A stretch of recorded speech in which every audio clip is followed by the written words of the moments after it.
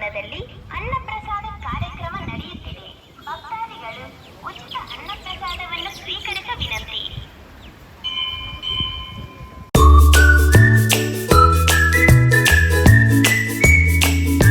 Hello everyone, welcome back to my YouTube channel. ನಾನು ಯಶಸ್ವಿನಿ. ಎಲ್ಲರೂ ಹೇಗಿದ್ದೀರಾ? ಎಲ್ಲರೂ ಚೆನ್ನಾಗಿದ್ದೀರಾ ಅಂತ ಭಾವಿಸ್ತಾ ಇವತ್ತಿನ ವ್ಲಾಗ್ನ ಸ್ಟಾರ್ಟ್ ಮಾಡೋಣ. ಇವತ್ತಿನ ವ್ಲಾಗ್ ಬಂದು ಲೇಪಾಕ್ಷಿಯ ಕಂಟಿನ್ಯೂಸ್ ವ್ಲಾಗ್ ಆಗಿರುತ್ತೆ. ಲೇಪಾಕ್ಷಿ ರೀಚ್ ಆಗೋದು ಹೇಗೆ, ಅಲ್ಲಿ ಏನೇನು ನೋಡ್ಬೋದು, ಇದು ಎಲ್ಲದರ ಕಂಪ್ಲೀಟ್ ಇನ್ಫಾರ್ಮೇಷನ್ ನಾನು ಲಾಸ್ಟ್ ವಿಡಿಯೋದಲ್ಲಿ ಎಕ್ಸ್ಪ್ಲೈನ್ ಮಾಡಿದ್ದೀನಿ.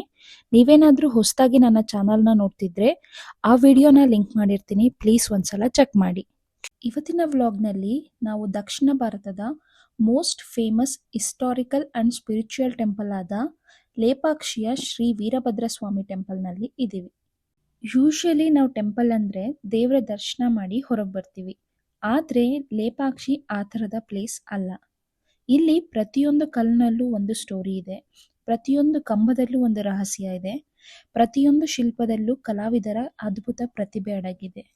ಆ್ಯಕ್ಚುಲ್ ಆಗಿ ಹೇಳಬೇಕಂದ್ರೆ ಇದು ಒಂದು ಟೆಂಪಲ್ ಅಲ್ಲ, ಇದು ಇತಿಹಾಸ, ಪುರಾಣ, ವಾಸ್ತುಶಿಲ್ಪ ಮತ್ತು ಭಕ್ತಿಯ ಸಂಗಮ.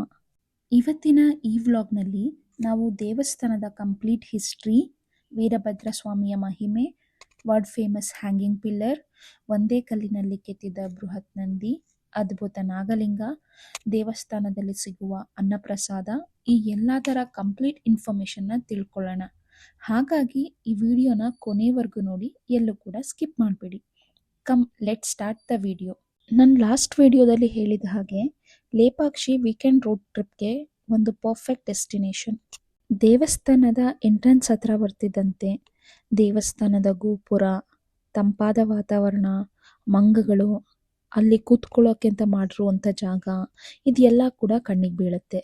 ಅಲ್ಲಿಂದನೇ ಒಂದು ಡಿಫ್ರೆಂಟ್ ಅನ್ಎಕ್ಸ್ಪ್ಲೈನಬಲ್ ಫೀಲಿಂಗ್ನ ಎಕ್ಸ್ಪೀರಿಯನ್ಸ್ ಮಾಡ್ಬೋದು.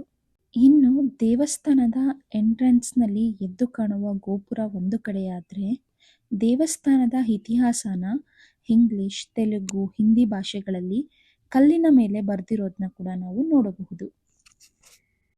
ಇನ್ನು ದೇವಸ್ಥಾನದೊಳಗೆ ಕಾಲಿಟ್ಟ ತಕ್ಷಣ ಮನಸ್ಸಿಗೆ ಒಂದು ಥರದ ನೆಮ್ಮದಿ ಸಿಗುತ್ತೆ. ಅಲ್ಲಿನ ಗಂಟೆಯ ಸದ್ದು, ಭಕ್ತರ ಪ್ರಾರ್ಥನೆ, ಗಾಳಿಯಲ್ಲಿ ಹರಡುವ ಧೂಪದ ಪರಿಮಳ ಎಲ್ಲವೂ ಸೇರಿ ಈ ಸ್ಥಳಕ್ಕೆ ಒಂದು ಡಿವೈನ್ ವೈಬ್ಸ್ ಕೊಡುತ್ತೆ.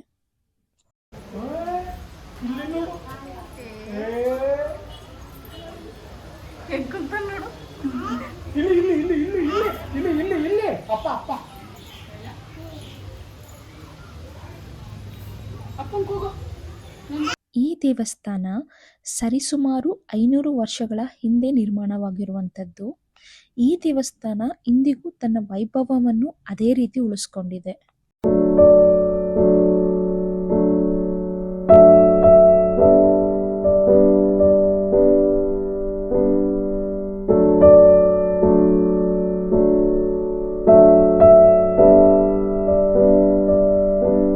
ಇಲ್ಲಿನ ಪ್ರತಿಯೊಂದು ಕಂಬವನ್ನು ನೋಡಿದಾಗ ಆ ಕಾಲದಲ್ಲಿ ಇಷ್ಟು ಬ್ಯೂಟಿಫುಲ್ ಆದ ಸ್ಕಲ್ಪ್ಚರ್ನ ಹೇಗೆ ಮಾಡಿದ್ರು ಅನ್ನೋ ಪ್ರಶ್ನೆ ಎಂಥವ್ರಿಗಾದ್ರೂ ಬಂದೇ ಬರುತ್ತೆ. ಇನ್ನು ಈ ಟೆಂಪಲ್ನ ಎಕ್ಸ್ಟೀರಿಯರ್ ಮತ್ತು ಕಾರ್ವಿಂಗ್ಸ್ ಬಗ್ಗೆ ಹೇಳಬೇಕು ಅಂದರೆ, ಈ ದೇವಸ್ಥಾನವನ್ನು ವಿಜಯನಗರ ಸಾಮ್ರಾಜ್ಯದ ಕಾಲದಲ್ಲಿ ಅಂದರೆ ಕ್ರಿಸ್ತಶಕ 1530 ಸುಮಾರಿಗೆ ಇದನ್ನು ನಿರ್ಮಿಸಲಾಗಿದೆ. ರಾಜ ಅಚ್ಯುತ ದೇವರಾಯರ ಆಳ್ವಿಕೆಯಲ್ಲಿ ವಿರೂಪಣ್ಣ ಮತ್ತು ವೀರಣ್ಣ ಎಂಬ ಆಫೀಸರ್ಸು ಈ ದೇವಸ್ಥಾನನ ಬಿಲ್ಡ್ ಮಾಡಿದ್ರು. ಯಾವುದೇ ಮಾಡ್ರನ್ ಟೆಕ್ನಾಲಜಿ ಇಲ್ಲದೆ, ಯಾವುದೇ ದೊಡ್ಡ ಮಷಿನರೀಸ್ ಇಲ್ಲದೆ ಇಷ್ಟೊಂದು ಅಕ್ಯುರೇಟ್ ಆಗಿ ಬಿಲ್ಡ್ ಮಾಡಿದ್ದಾರೆ. ನಿಜವಾಗ್ಲೂ ಅವರ ಟ್ಯಾಲೆಂಟ್ಗೆ ಹ್ಯಾಟ್ಸ್ ಆಫ್.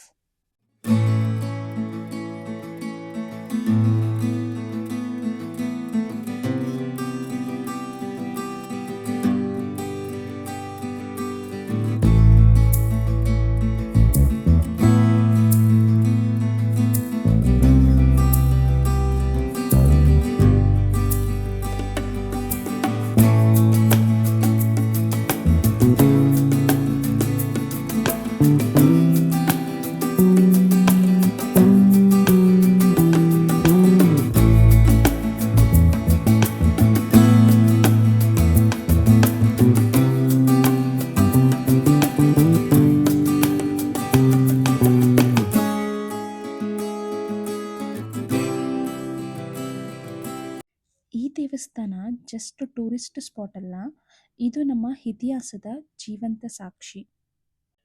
ಇಲ್ಲಿಡೋ ಪ್ರತಿಯೊಂದು ಹೆಜ್ಜೆನೂ ನಮ್ಮನ್ನು 500 ವರ್ಷಗಳ ಹಿಂದಕ್ಕೆ ಕರೆದುಕೊಂಡು ಹೋಗುತ್ತೆ.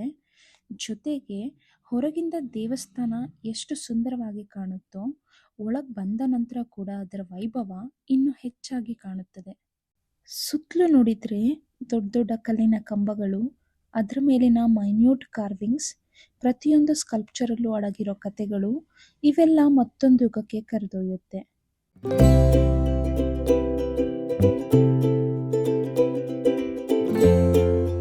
ಈ ದೇವಸ್ಥಾನದ ಮೇನ್ ಅಟ್ರಾಕ್ಷನ್ ವೀರಭದ್ರ ಸ್ವಾಮಿ. ದೇವಸ್ಥಾನದ ಗರ್ಭಗುಡಿಯಲ್ಲಿ ವೀರಭದ್ರ ಸ್ವಾಮಿಯ ಭವ್ಯವಾದ ಮೂರ್ತಿ ಇದೆ.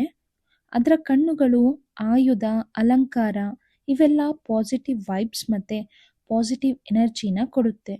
ಈ ದೇವಸ್ಥಾನದ ಒಳಗೆ ಏನೋ ಒಂಥರ ಪಾಸಿಟಿವ್ ಫೀಲ್, ಎನರ್ಜಿ ಮತ್ತು ಕಾಮ್ ಆಗಿರುವಂಥ ವಾತಾವರಣ ನಮ್ಮ ಮನಸ್ಸನ್ನು ರಿಲ್ಯಾಕ್ಸ್ಡ್ ಆಗಿ ಇಡುತ್ತೆ. ಈ ದೇವಸ್ಥಾನ ಸುತ್ತುತ್ತಿದ್ರೆ ಟೈಮ್ ಹೋಗೋದೇ ಗೊತ್ತಾಗಲ್ಲ. ಪ್ರತಿ ಹೆಜ್ಜೆಯಲ್ಲೂ ಒಂದು ಹೊಸ ಶಿಲ್ಪಕಲೆ, ಒಂದು ಹೊಸ ಕತೆ.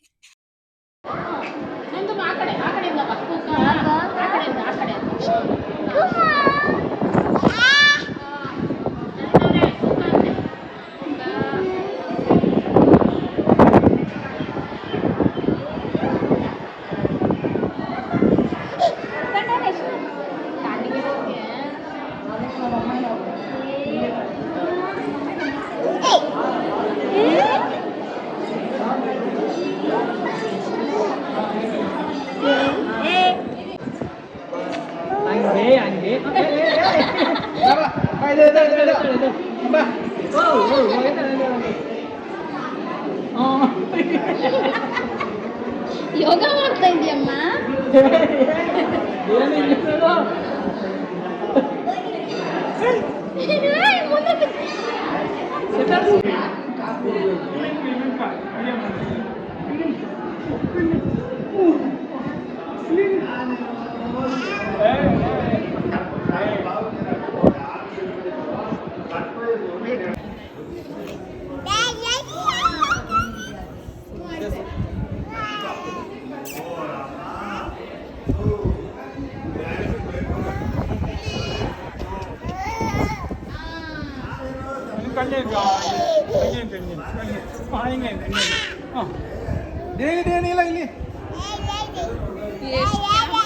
ಫೋಕಸ್ ಮಾಡ್ತಿರೋದು ನೀವೊಂದು ವಿಷಯನ ಗಮನಿಸಿದ್ದೀರಾ? ಈ ದೇವಸ್ಥಾನನ ಬಿಲ್ಡ್ ಮಾಡೋದಕ್ಕೆ ಯಾವುದೇ ಬಿಗ್ ಮಷಿನರೀಸ್ನ ಯೂಸ್ ಮಾಡಿಲ್ಲ. ಪ್ರತಿಯೊಂದು ಕೈಯಿಂದ ಕೆತ್ತನೆ ಮಾಡಿರುವಂಥದ್ದು. ಒಂದು ಕಲ್ಲನ್ನು ಕಲಾಕೃತಿಯಾಗಿ ಮಾಡೋಕ್ಕೆ ಎಷ್ಟು ವರ್ಷ ಬೇಕಾಗಿರಬೇಕು ಅಲ್ವಾ? ಆ ಕಾಲದಲ್ಲಿ ಕಂಪ್ಯೂಟರ್ ಇಲ್ಲ, ಲೇಸರ್ ಟೆಕ್ನಾಲಜಿ ಇಲ್ಲ, ಆದರೂ ಎಷ್ಟು ಅಕ್ಯುರೆಸಿ ಇದೆ. ನನ್ನ ಮಗನಿಗೆ ಇದು ಎಲ್ಲದರ ಬಗ್ಗೆ ಅರ್ಥ ಆಗದೆ ಇರೋ ಏಜ್ ಇರ್ಬೋದು, ಬಟ್ ಅವನು ಈ ಪ್ಲೇಸ್ನ ತುಂಬಾ ಎಂಜಾಯ್ ಮಾಡ್ದ.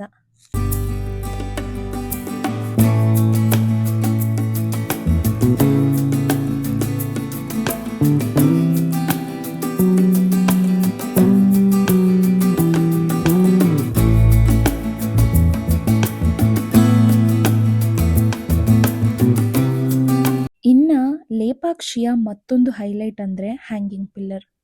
ಒಂದು ಕಂಬ, ಆದರೆ ಅದು ನೆಲನೇ ಕಂಪ್ಲೀಟಾಗಿ ಟಚ್ ಮಾಡಿಲ್ಲ. ಅದು ಹೇಗೆ ಸಾಧ್ಯ? ಅದರ ಹಿಂದಿನ ರಹಸ್ಯ ಏನು? ಈ ಕಂಬನ ಫಸ್ಟ್ ಟೈಮ್ ನೋಡಿದವರು ಡೆಫಿನೆಟ್ಲಿ ನಿಂತು ಎಕ್ಸ್ಪೀರಿಯನ್ಸ್ ಮಾಡಿ ಮುಂದೆ ಹೋಗ್ತಾರೆ. ಈ ಟೆಂಪಲಲ್ಲಿ ತುಂಬ ಕಂಬಗಳಿವೆ, ಆದರೆ ಈ ಒಂದು ಕಂಬ ತುಂಬ ಯೂನಿಕ್. ಬಿಕಾಸ್ ಇದು ನೆಲಕ್ಕೆ ಟಚ್ ಆಗಿಲ್ಲ. ಅದು ಹೇಗೆ ಅನ್ನೋದಕ್ಕೆ ಎಕ್ಸಾಕ್ಟ್ ಆನ್ಸರ್ ಯಾರ ಹತ್ರನೂ ಇಲ್ಲ. ಕೆಲವರು ಇದನ್ನ ಆಗಿನ ಕಾಲದ ಶಿಲ್ಪಿಗಳ ಸ್ಕಿಲ್ ಸೆಟ್ ಅಂತಾರೆ. ಇನ್ನು ಕೆಲವರು ಕಂಪ್ಲೀಟ್ ದೇವಸ್ಥಾನದ ತೂಕನ ಬ್ಯಾಲೆನ್ಸ್ ಮಾಡೋ ಒಂದು ವಿಶೇಷ ವಿನ್ಯಾಸ ಅಂತಾರೆ.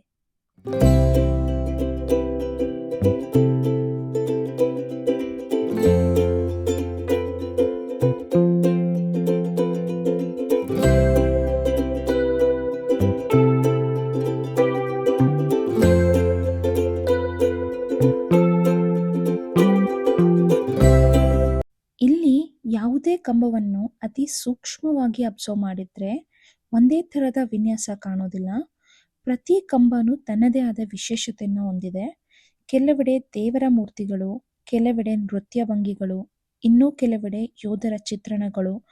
ಅಂದಿನ ಕಾಲದ ಶಿಲ್ಪಿಗಳು ಕಲ್ಲನ್ನೇ ಮಾತನಾಡುವಂತೆ ಮಾಡಿದ್ದಾರೆ ಅನ್ನೋದ್ರಲ್ಲಿ ಎರಡು ಮಾತಿಲ್ಲ.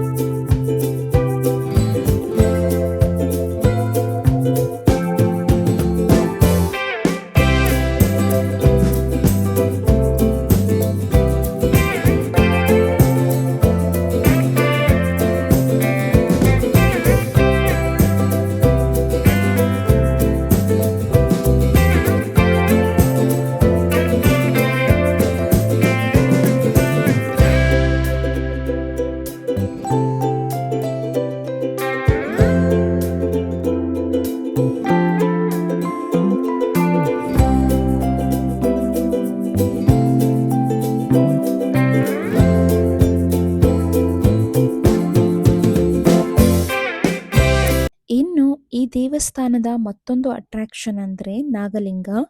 ಇದು 7 ಎಡೆಯ ನಾಗ ಮತ್ತು ಶಿವಲಿಂಗ. ಲೇಪಾಕ್ಷಿ ಭಕ್ತರಿಗೆ ಮಾತ್ರ ಅಲ್ಲ, ಆರ್ಕಿಟೆಕ್ಟ್ಸ್, ಹಿಸ್ಟೋರಿಯನ್ಸ್, ಇಂಜಿನಿಯರ್ಸ್ಗೆ ಮತ್ತೆ ಆರ್ಟ್ನ ಇಷ್ಟಪಡೋಂಥವ್ರಿಗೆ ಒಂದು ಒಳ್ಳೆ ಲರ್ನಿಂಗ್ ಸ್ಪಾಟ್ ಕೂಡ.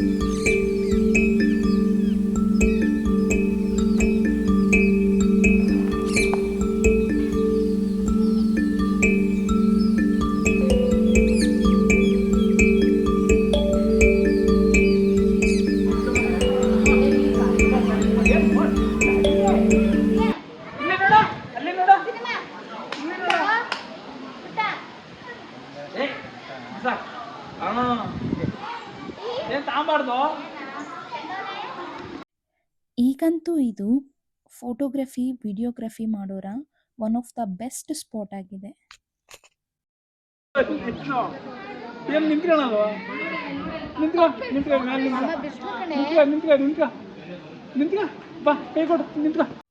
ಇನ್ನು ದೇವಸ್ಥಾನದ ಅನ್ನಪ್ರಸಾದ. ದೇವಸ್ಥಾನದಲ್ಲಿ ಸಿಗುವ ಅನ್ನ ಕೇವಲ ಊಟ ಅಲ್ಲ, ಅದು ದೇವರ ಆಶೀರ್ವಾದ, ಭಕ್ತಿಯಿಂದ ಪ್ರಿಪೇರ್ ಮಾಡಿರುವ ಆಹಾರ. ಇಲ್ಲಿ ಅನ್ನಪ್ರಸಾದ ಸ್ಯಾಟರ್ಡೆ ಮತ್ತು ಸಂಡೇ ಮಾತ್ರ ಇರುತ್ತೆ. ಲೇಪಾಕ್ಷಿಯ ಮತ್ತೊಂದು ಅಟ್ರಾಕ್ಷನ್ ಅಂದರೆ ಅದು ನಂದಿ. ಈ ನಂದಿ ಮೊನೊಲಿಥಿಕ್ ಆಗಿದೆ. ಅದರ ಕುತ್ತಿಗೆಯ ಗಂಟೆ, ಜಿವೆಲ್ಸ್, ಫೇಸ್ ಎಕ್ಸ್ಪ್ರೆಷನ್, ಕಿವಿ ವಿನ್ಯಾಸ ಇದೆಲ್ಲ ಟಾಪ್ ನಾಚ್ ಆಗಿದೆ. ಅಷ್ಟು ಡೀಟೇಲಿಂಗ್ ಆಗಿ ಇದನ್ನು ವಿನ್ಯಾಸ ಮಾಡಿದ್ದಾರೆ. ಇಷ್ಟ ಆಗಿತ್ತು ಇವತ್ತಿನ video. I hope this video is informative. ನಿಮ್ಗೇನಾದರೂ ಈ ವಿಡಿಯೋ ಇಷ್ಟ ಆಗಿದ್ದರೆ ಪ್ಲೀಸ್ ಒಂದು ಲೈಕ್ ಮಾಡಿ, ಶೇರ್ ಮಾಡಿ. ಹಾಗೆ ನೀವೇನಾದರೂ ಹೊಸದಾಗಿ ನನ್ನ ಚಾನಲ್ನ ನೋಡ್ತಿದ್ರೆ ಪ್ಲೀಸ್ ಲೈಕ್ ಮಾಡಿ, ಶೇರ್ ಮಾಡಿ, ಹಾಗೆ ಸಬ್ಸ್ಕ್ರೈಬ್ ಮಾಡಿ. ಇದೇ ಥರ ಕಂಟೆಂಟ್ಗಾಗಿ ಬೆಲ್ ಐಕಾನ್ನ ಕ್ಲಿಕ್ ಮಾಡಿ. ಸಿಗೋಣ ಮುಂದಿನ ವ್ಲಾಗ್ನಲ್ಲಿ. ಟಿಲ್ ದೆನ್, ಟೇಕ್ ಕೇರ್, ಬಾಯ್ ಬಾಯ್.